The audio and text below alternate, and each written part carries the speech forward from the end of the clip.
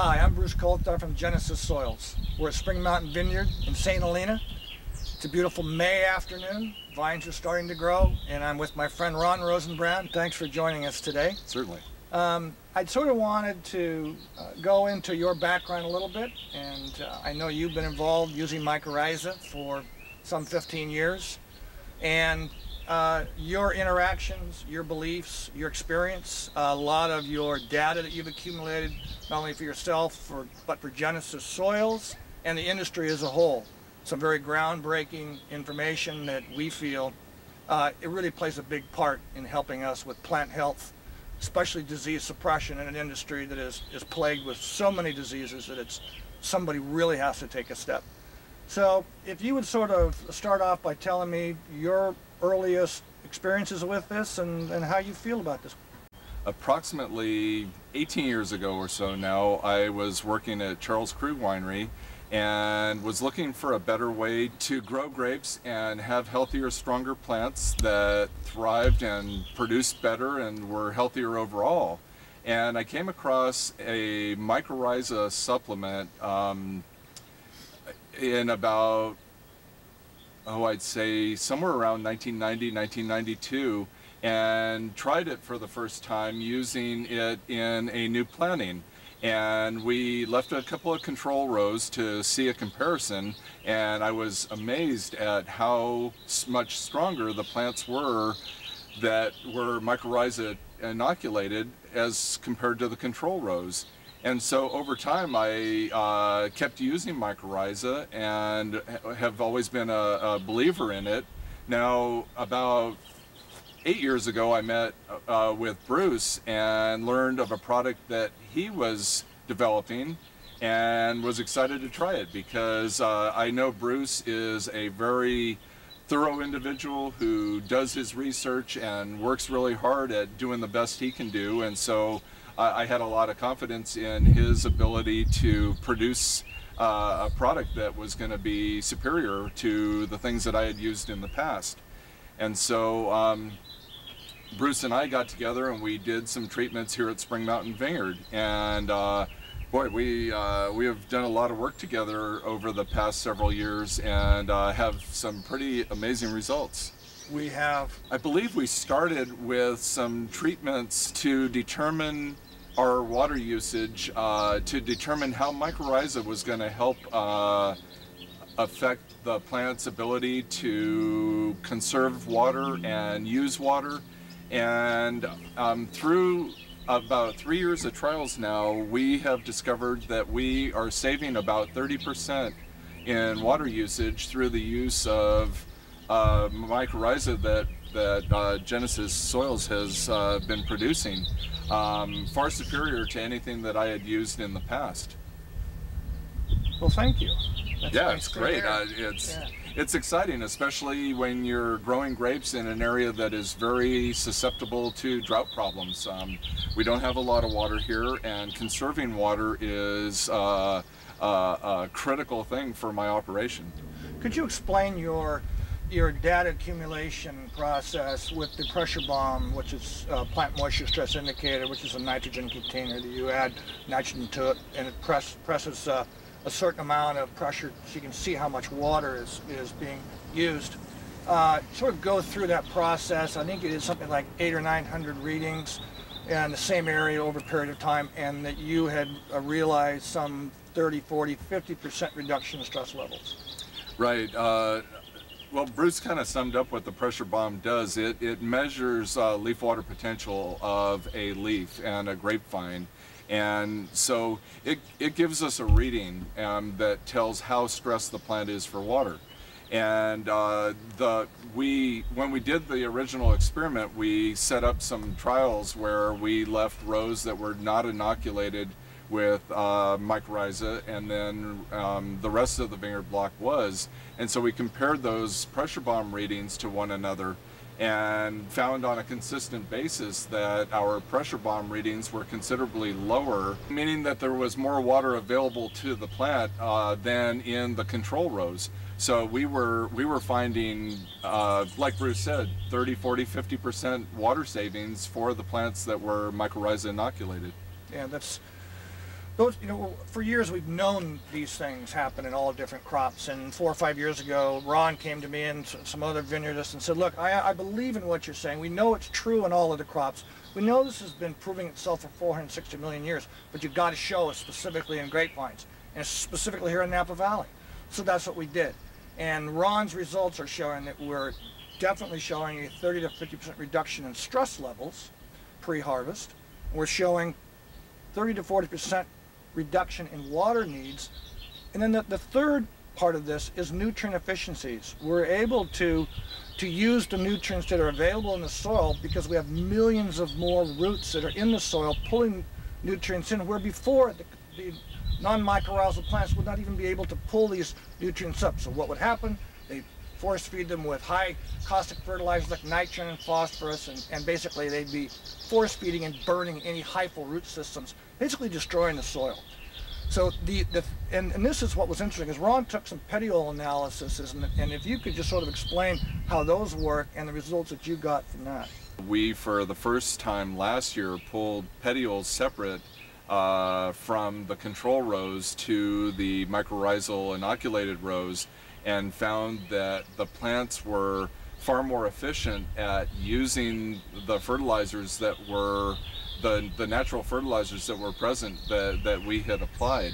So our readings on our petiole analysis proved to be significantly better for the mycorrhizal treated rows. The last part of this is we know about water efficiencies, we know about stress reductions, we know about nutrient efficiencies, and we know about general plant health. But I think what Genesis and what I have been working on for 35 years is we know all about that. And this is great to be able to implement this in the industry. But really where I think that the mycorrhizal and the soil biology and bacterial associates really do the best job possible is in the natural disease suppression. With mycorrhizal roots, with mycorrhizal plants, there's an antagonistic potential against disease, which is much higher than non-mycorrhizal or low mycorrhizal, which is like natural. A lot of people say, well, we have natural mycorrhizae. Well, then if you have natural mycorrhizae, then why in his control rows was he not seeing any significant differences? And this is our main beef, if you will, with the industry, is they keep saying, well, we have natural mycorrhizae, and we're getting all we can. Well, if that's the case, then why are they continually having constant disease issues? It's costing the industry billions of dollars. Why is Ron having all of these results that are positive by simply giving it a supercharge of its natural components? In conjunction with what Ron is doing with natural predators, antagonistic wasps, I believe it is, all the things that Ron is really superior at in this industry, that I'd like him to briefly touch on. We're hitting it from the bottom side, the soil biology side. Ron's hitting it from the top, from the natural predator side. So far, we have no reinfection. Time will tell. But to date, we're on the positive side of all this. What it means to us to have a stronger grapevine, just for a minute if we can. As a farmer, you want to grow strong, healthy plants, and it's one of our biggest challenges in this industry to keep our vineyards healthy and keep them free of leaf roll virus, of nematode attack, of phylloxera attack, or Pierce's disease, or the many things that hit us. And we put the mycorrhiza to a huge test in planting grapevines, young grapevines that are extremely susceptible to virus, right back into an environment that is conducive for viral infection. And like Bruce said, for 4 years now, we are completely leaf roll virus free. So it's really exciting to us to see that working. We had a vine mealybug infection that was concerning to me because it causes tremendous damage to any crop of grapes. So we signed a compliance agreement with the county and started doing everything the county wanted us to do to control the vine mealybug. So after following the county's compliance agreement for 2 years and not having much success at all, I talked to the Ag Commissioner about getting a special permission to do some work with biocontrol on the vine mealybug. And he granted me that special permission. We were one of I believe 2 in the state that were granted this permission to do some work without using chemicals and using only insects. And so that first year I threw every insect at the problem that I could find, and we narrowed it down to 2 insects that did a fabulous job on the vine mealybug. And so for we've been doing this program for 5 years now, and for the last 2 years we have not sprayed an insecticide on the vineyard at all for the vine mealybug. We've been completely controlling the mealybug with biocontrol and insects with natural predation. Trying to go organic here, we had other diseases that we had to combat to be able to pull that off. Pierce's disease is a major problem that a lot of vineyard growers face. It's a bacterium that is transmitted to the grapevines by the blue-green sharpshooter, or glassy-winged sharpshooter in some areas. We're fortunate not to have that here so far. But the blue-green sharpshooter is an insect that almost everybody was spraying with insecticides to control or eliminating the host plants. It turns out there's over 200 host plants for Pierce's disease and this bacterium. So we thought, well, we need to control the insects, and we need to do it without using insecticides. So we started a program with bluebirds. And this was introduced to me by a gentleman who's been farming organically for many, many years, and said I might give that a try, because I was asking him about what insect I could use to control the sharpshooters, and he suggested to try bluebirds. To my knowledge, it hadn't been done anywhere on this level, and so we started building bluebird houses and started seeing a tremendous reduction in our blue-green sharpshooter populations via our yellow sticky cards that we monitor with for the blue-green sharpshooters. And I started fairly slow, and over the past 4 years we have built over 800 bluebird houses and have dwindled the population of blue-green sharpshooters to almost nothing on the property. So it's been tremendous to have the bluebirds and having a natural control working so well. Right, exactly. I've been a farmer here all my life in the Napa Valley. Ron has too. We went through, you know, all of the suggestions from universities and big growers, corporate growers. You know, it was a monetary issue, not a quality issue. It wasn't a soil biology issue. It was, you know, getting the most amount of tons per acre. And during that period of time, the soil has been destroyed. The natural habitat's been destroyed. We all know this. It's just, we're now at the point where all the people are starting to realize, and I'm really starting to see it over the last 2 or 3 years, more cover crops, more things that Ron's doing, more increased technologies in the soil biologies that we're using. It's interesting. When you go to the doctor and you think you have something, like cancer, isn't the first thing you get is a blood test? So many of my growers, I say, would you give me your soil reports? I don't mean NPK and minor elements. Do you have a soil biology report? It's $160. Deer in headlights. How can you fix something if you can't measure it? And this is really what I'm trying to get the industry to do. Go in, find out what your soil biology really is. Let's show how we're increasing it in data.